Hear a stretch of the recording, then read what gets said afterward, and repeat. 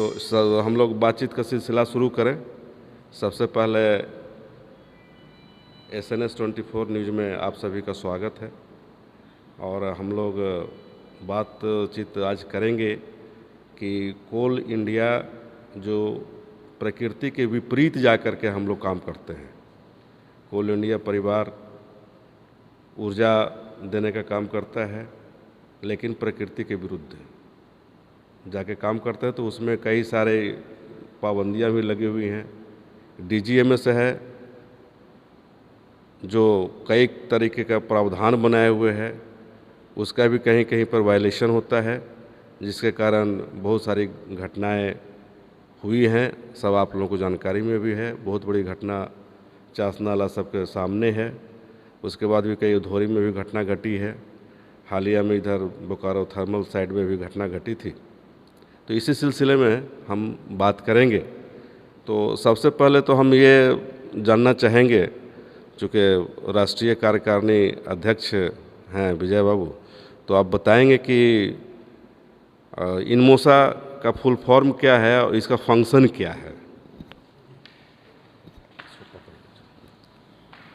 मैं विजय कुमार सिंह, राष्ट्रीय कार्यकारी अध्यक्ष इनमोसा।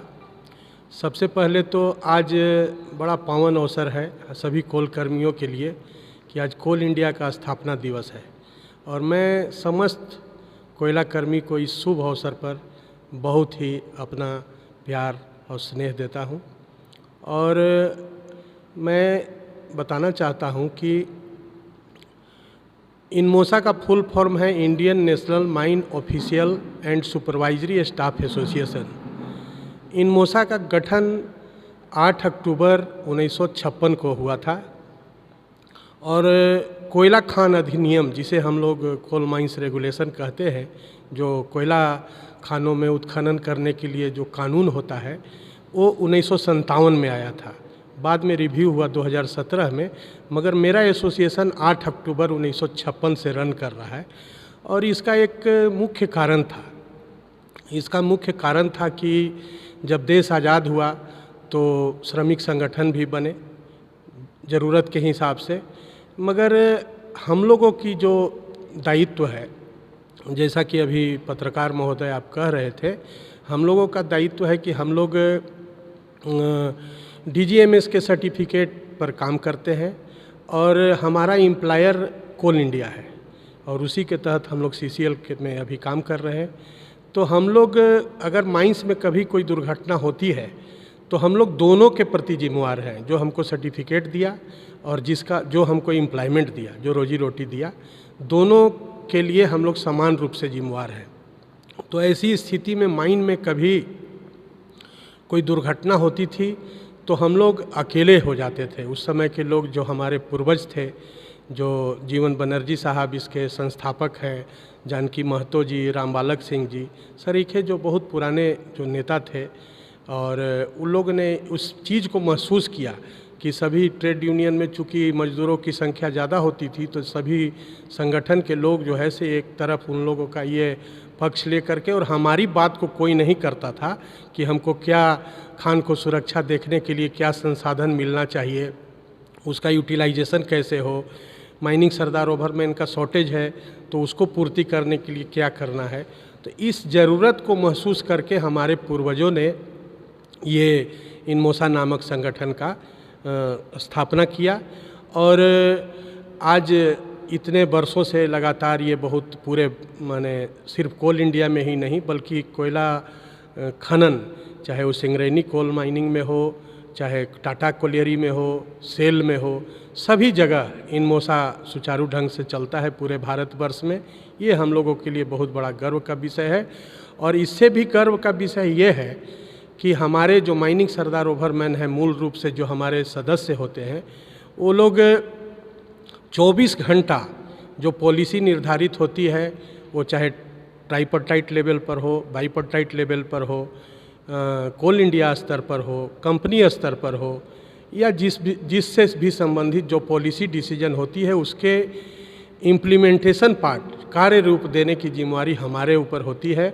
और हमारे लोग माइनिंग सरदार ओवरमैन, DGMS और कंपनी के बिहाफ में 24 घंटा सुरक्षा, खानों की सुरक्षा, उत्पादन और उत्पादकता को देखती है। और उस समय हम लोगों को कुछ कठिनाई भी आती है, जिसका आकलन हम लोग समय समय पर मीटिंग के द्वारा करते हैं। प्रबंधन को, डीजीएमएस को समय समय पर हम लोग अपनी बातों से अवगत कराते हैं। और सेफ्टी जो कॉन्फ्रेंस होता है उसमें भी इनमोसा को एक सदस्य के रूप में रखा जाता है।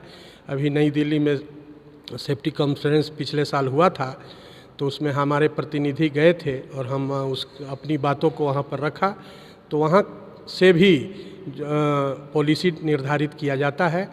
और हम लोग लगातार इसमें प्रयासरत हैं कि मेन उद्देश्य इनमोसा का यही है कि हम लोग कंपनी के हित में काम करें। और जो ऊर्जा का मुख्य स्रोत लगभग अभी भारत में 71 से 72% कोयला पर आश्रित है ऊर्जा के लिए। ऐसे तो ऊर्जा के अन्य स्रोत है, पानी से भी बनता है, कहीं गोबर से भी बनता है। आप जानते होंगे आने वाला दिन एटॉमिक एनर्जी के ऊपर भी लोग डिपेंड करेगा, मगर अभी वर्तमान स्थिति है 71 से 72% ऊर्जा कोयला के द्वारा है। तो हम लोगों का उद्देश्य सिर्फ और सिर्फ यही है कि हम लोग ये संगठन देश के प्रगति में हम लोग बहुमूल्य योगदान दें, और उसके साथ साथ हम लोगों का जो है कैरियर ग्रोथ हो, समय समय पर पदोन्नति हो, इन लोगों का जीवन स्तर, हमारे जो संगठन के लोग हैं, हमारे जो सदस्य हैं, उन लोगों का भी जीवन स्तर अच्छा हो। और इसीलिए हम लोग समय समय पर प्रबंधन से बातचीत करते रहते हैं। और जो भी हम लोग प्रबंधन से बात करते हैं जब भी, तो पत्रकार लोग तो आप लोग देखते ही होंगे, हम लोगों का 70% डिमांड सिर्फ और सिर्फ माइन की सुरक्षा, उत्पादन और उत्पादकता से संबंधित होती है। और बाकी 30% में कुछ प्रमोशंस और जो वेलफेयर की बातें होती है, ये सब होती हैं। अभी इनमोसा में कितने मेंबर्स हैं?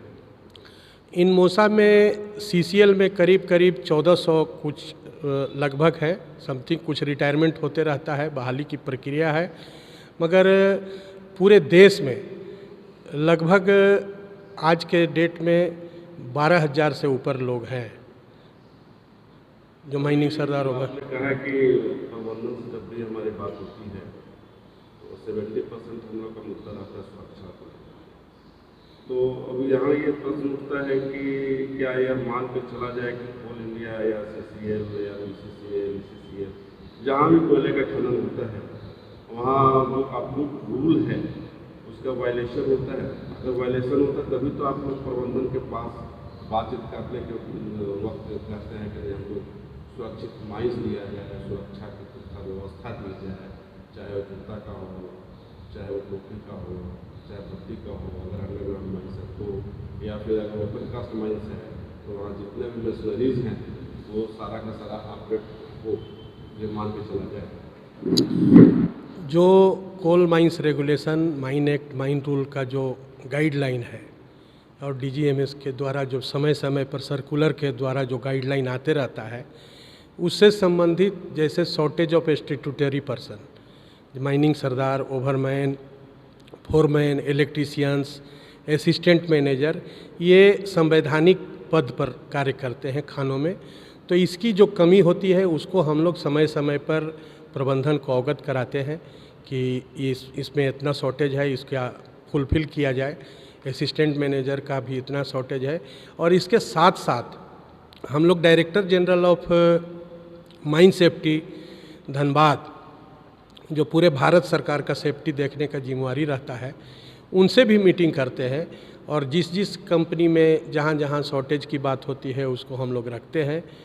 और साथ ही साथ जो माइन में सबसे बड़ा चीज़ है आज के डेट में, आप प्राइवेट कंपनियों में देखते होंगे कि ट्रेनिंग पर बहुत खर्च होता है स्किल और विल डेवलपमेंट के लिए।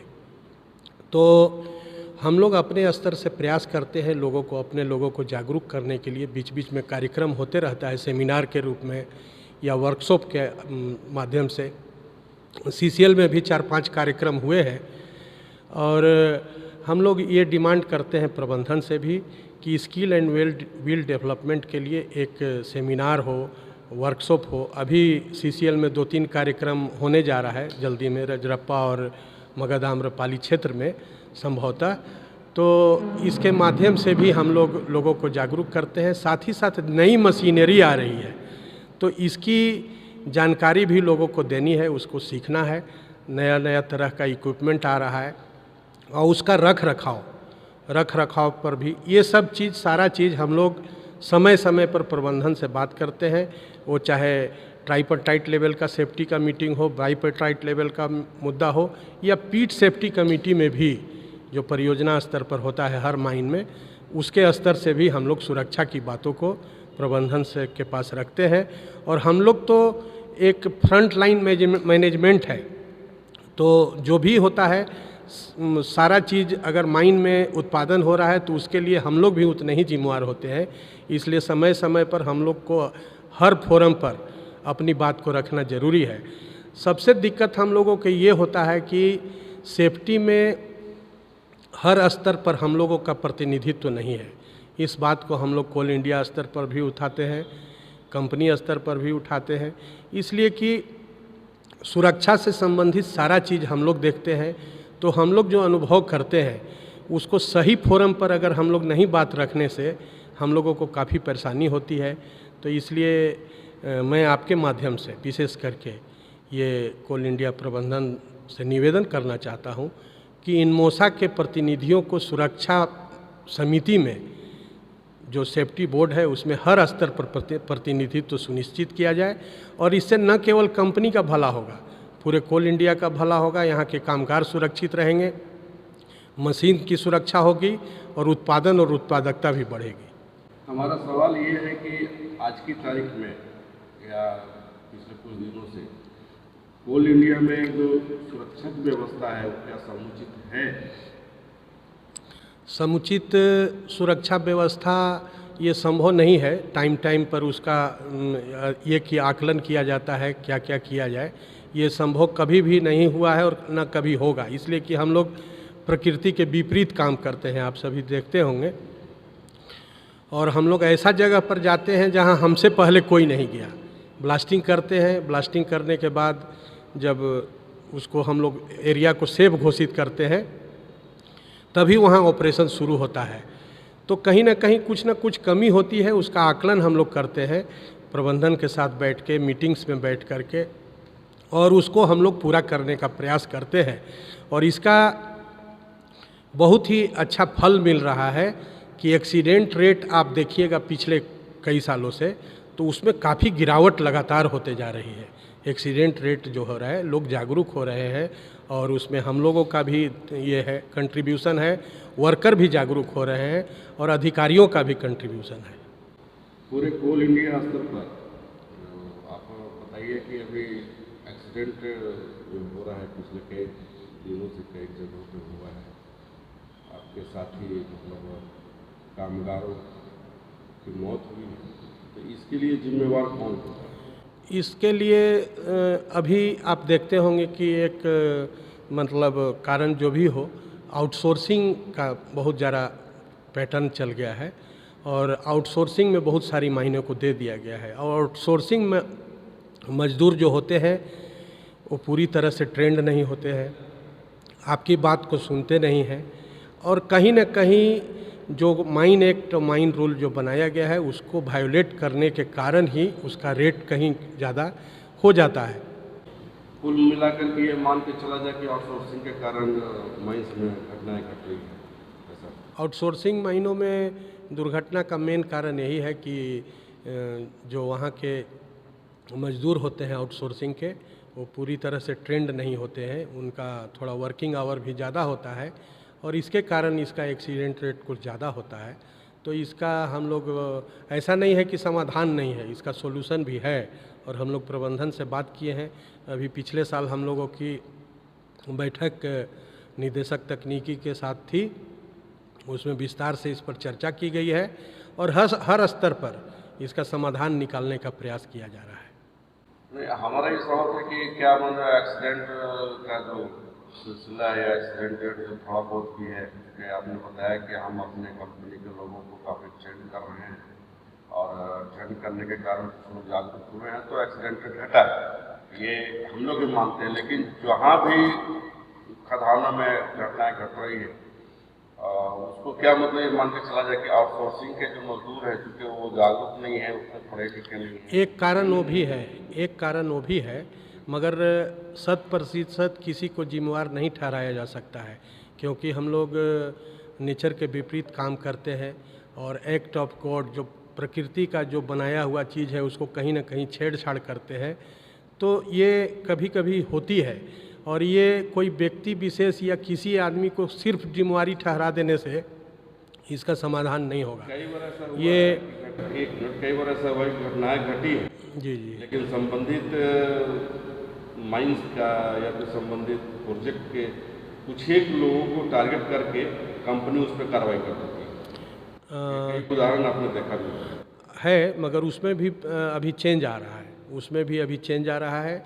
और डीजीएमएस भी अभी आप देख रहे होंगे कि बहुत सारा गाइडलाइन आते रहता है, उसमें हर स्तर के अधिकारियों को भी जिम्मेवार ठहराया जा रहा है, न केवल माइनिंग सरदार ओवरमैन को।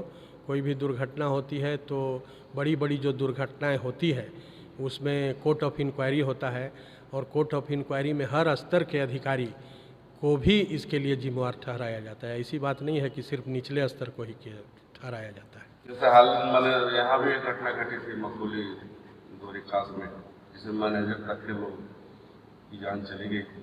तो उसमें क्या इंक्वायरी हुआ, क्या रिजल्ट आया, हमें लगता है कि आपसे छुपा हुआ नहीं।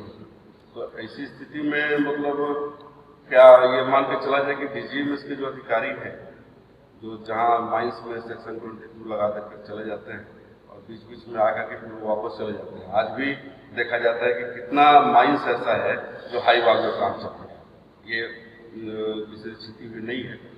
और वैसी स्थिति में क्या डीजीएमएस का तो अप्रूवल होगा नहीं कि हाई वाल में काम करें मजदूर। तो इसके लिए फिर इनमोसा क्या करती है, क्या मतलब आप लोग हम लोग डीजीएमएस और प्रबंधन जो हमको सर्टिफिकेट दिया है और जिसका हम एम्प्लॉयर हैं, दोनों से तालमेल बैठा करके, क्योंकि डीजीएमएस को सुरक्षा देखना होता है और कंपनी को उत्पादन कराना है। हम सभी को रखा है इसलिए कि हम लोग उत्पादन करें और देश की ऊर्जा में अपना सहयोग, अपना कंट्रीब्यूशन दें।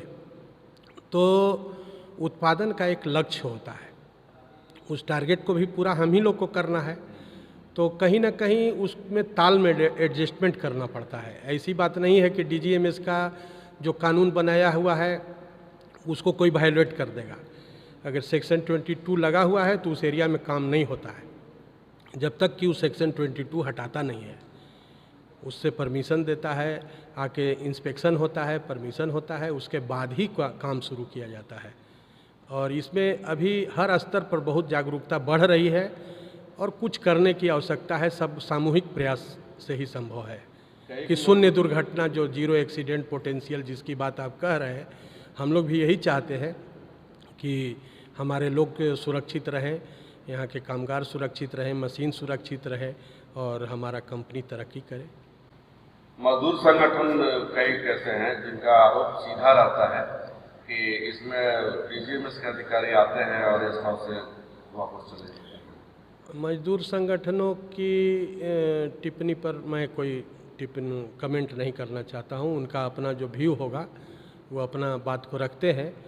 चूँकि हम लोग सीधे डीजीएमएस से अपना खुद ये बातचीत करते रहते हैं, इसलिए उनसे क्या बात होती है हम उस पर कोई टिप्पणी करना उचित नहीं समझते हैं। मतलब कुल मिला के ये समझा जाए कि इनमोसा के पहल पर जो दुर्घटना का रेट है, जो एक्सीडेंट रेट है, वो काफ़ी घटा है। बिल्कुल बिल्कुल, इनमोसा का लोग जो है सक्रिय रहते हैं और पूरा डेडिकेशन के साथ कंपनी में जो सुरक्षा और उत्पादन और उत्पादकता खास करके हमारे ही जिम्मे पर है।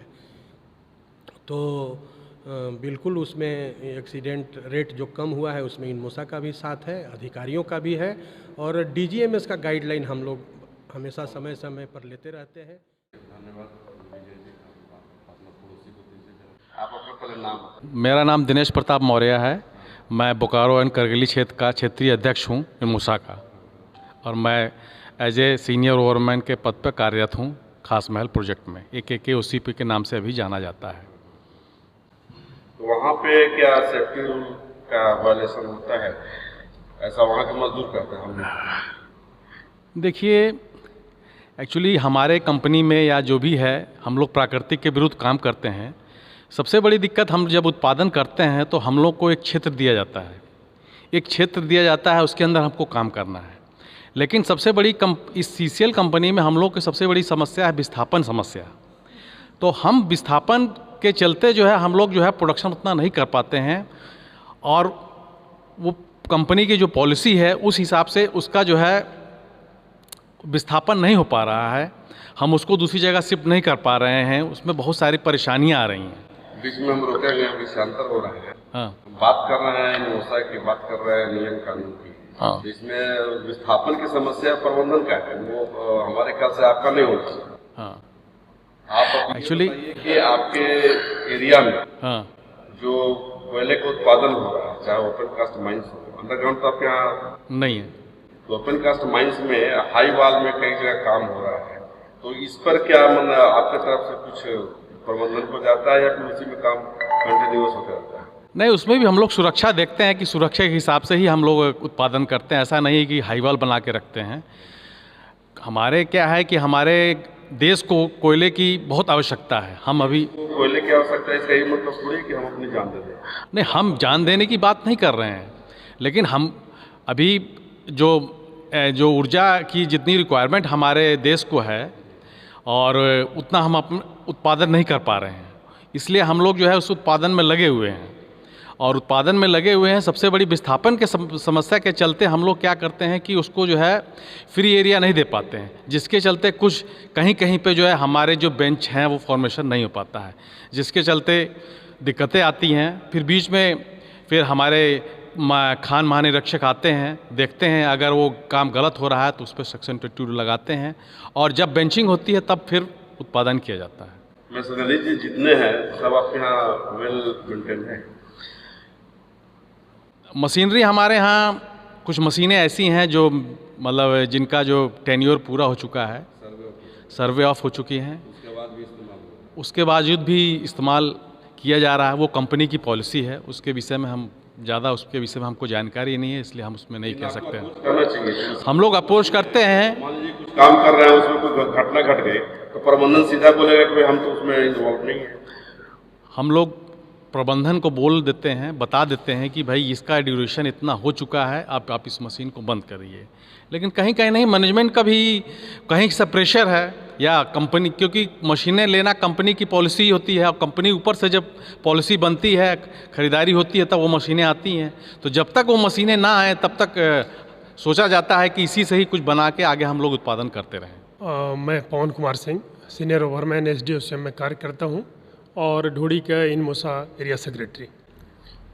आप अपने क्षेत्र में बताइए कि आपके यहाँ सुरक्षा की क्या व्यवस्था है? हमारे यहाँ 3 माइंस अभी रनिंग चल रहा है, जिसमें कि एक SDOCM परियोजना है, एक AODCM जिसको हम लोग बोलते हैं, और एक अंडरग्राउंड हमारे यहाँ चल रहा है ढोड़ी खास के नाम से।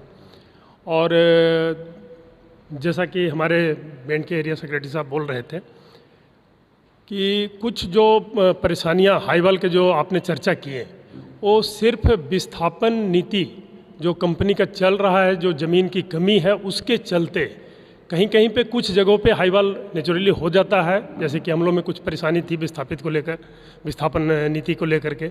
लेकिन उसके देखने के लिए DGMS के द्वारा जो गाइडलाइन है वो आते हैं, या फिर हमारे जो ऊपर के अधिकारी हैं उन लोग भी करते हैं, और इनमोसा के जो भी मेंबर है, ओवरमैन माइनिंग सरदार हम लोग जो हैं, उस चीज़ को हम लोग भली भांति से जानते हैं। कहीं पे कार्य कर भी रहा है यदि उस कंडीशन में, तो स्पेशली उस सुपरविजन में खास करके वहाँ पे एक स्किल्ड जो खास पुराने ओवरमैन हैं, जो सीनियर हैं, उनके द्वारा काम पे लगा करके, और उस जगह पे कहीं कहीं पे काम वैसा होता है, करवाना पड़ता है।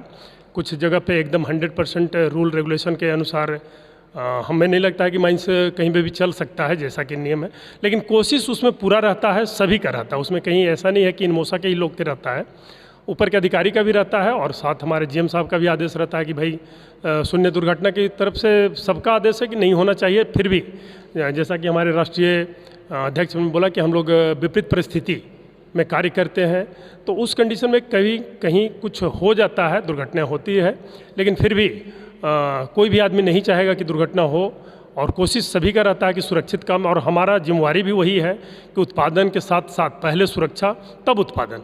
इसीलिए ओवरमैन को फ्रंट लाइन सुपरवाइज़र बोला जाता है कि पहले, सबसे पहले कोई भी कार्य को करने से पहले उस जगह पे पूरा एक माइनिंग सुपरवाइज़र या फिर मैनेजर के द्वारा मॉनिटरिंग किया जाता है। यदि सुरक्षित है तभी वहाँ पे किसी वर्कर को, मतलब किसी वर्कर को काम पे लगाने से पहले हम अपने जान को वहाँ पे जोखिम में रख करके पहले सुरक्षित जगह को तलाशते हैं, तभी वहाँ पे किसी वर्क को काम दिया जाता है या किया जाता है। जी, मेरा नाम रामाशंकर सिंह है। मैं सीनियर ओवरमैन ढोरी खास अंडरग्राउंड और यूनिट का इनमोसा सेक्रेटरी भी हूँ, और WI भी एक तरह से वर्कमैन इंस्पेक्टर भी हूँ। और सर, मेरा अंडरग्राउंड माइंस है, इसीलिए सबसे ज़्यादा सेफ्टी हमारे माइंस में ही होनी चाहिए, और करते भी है। इसलिए कि सर, ओपन कास्ट माइंस का जो एक्सीडेंट होता है या फिर जो कार्य का प्रक्रिया है, वो प्रक्रिया में वो देखने वाला दुश्मन है सर, जो दिखता हो।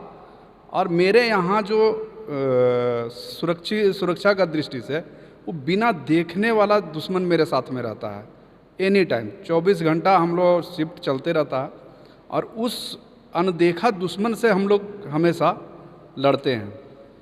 इसी प्रक्रिया में सर हम बताना चाहेंगे, ये इसके लिए मैं अपने आप को नहीं, अपने पूरे माइनिंग स्टाफ को, माइनिंग सुपरवाइज़र को, प्लस हमारे प्रबंधन को भी और अपने वर्कर को भी, पिछले 5 वर्ष से लगभग 2018 में मेरे यहाँ फैटल एक्सीडेंट हुआ था। जी नहीं, 2018 में फैटल एक्सीडेंट एक वर्कर का हुआ था। उसके बाद से कंटिन्यू लगभग 5 वर्ष, ये 5वां साल होने जा रहा है, एक भी रिपोर्टेबल एक्सीडेंट भी नहीं है, रिपोर्टेबल इंजरी भी नहीं है कंटिन्यू।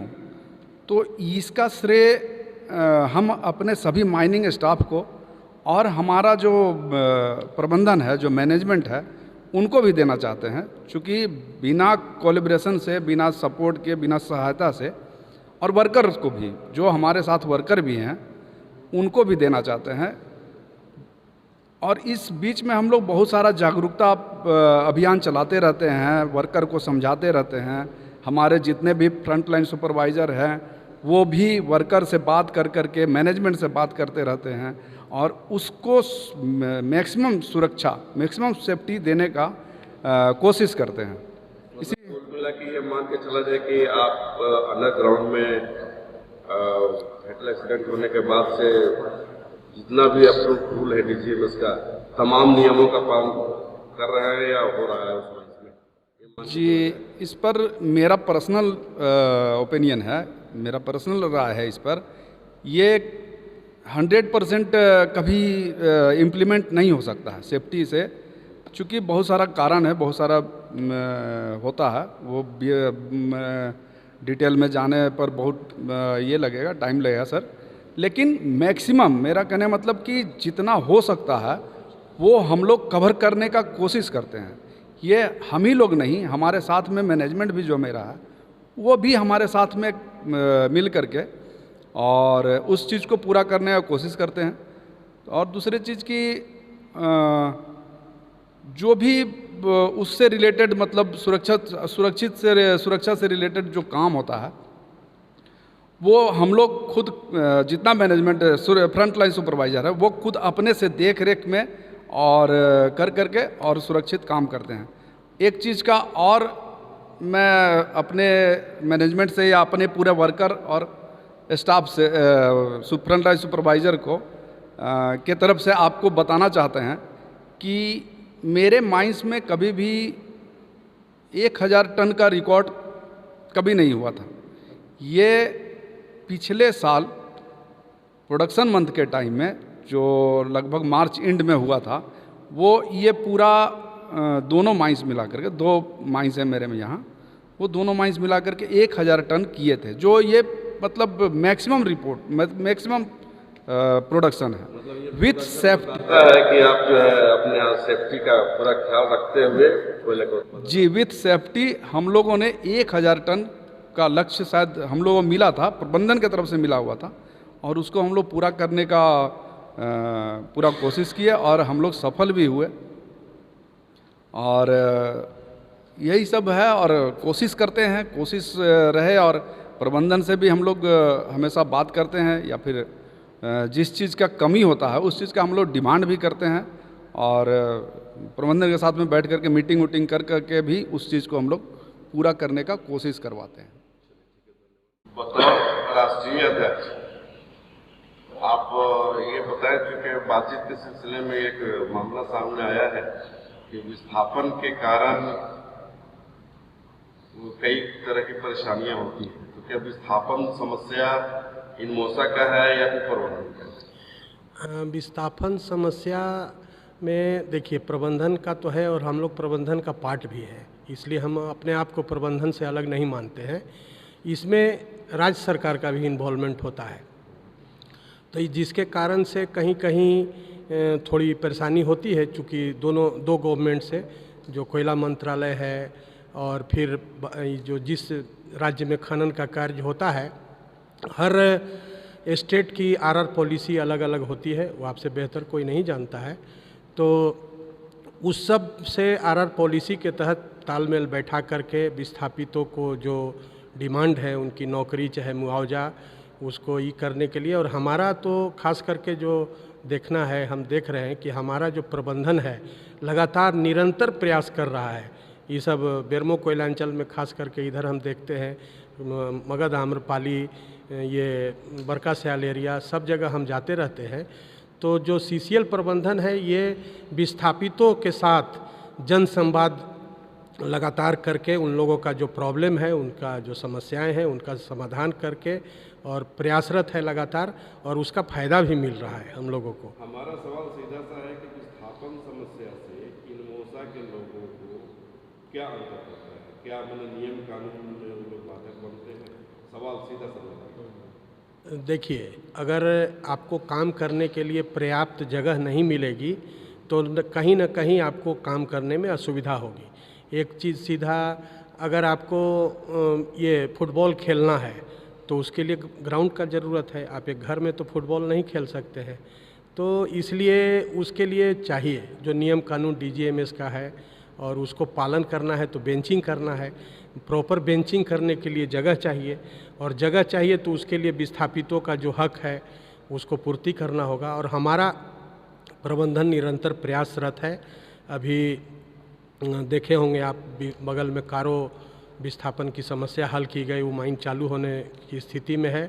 अभी कल्याणी में विस्थापितों के साथ एक आम सभा आयोजित की गई थी। प्रबंधन के लोग थे, जनप्रतिनिधि थे, विस्थापित नेता लोग थे। उनकी जो डिमांड है उनको करने का प्रयासरत है सीसीएल, और इसका फ़ायदा हम लोगों को मिल रहा है।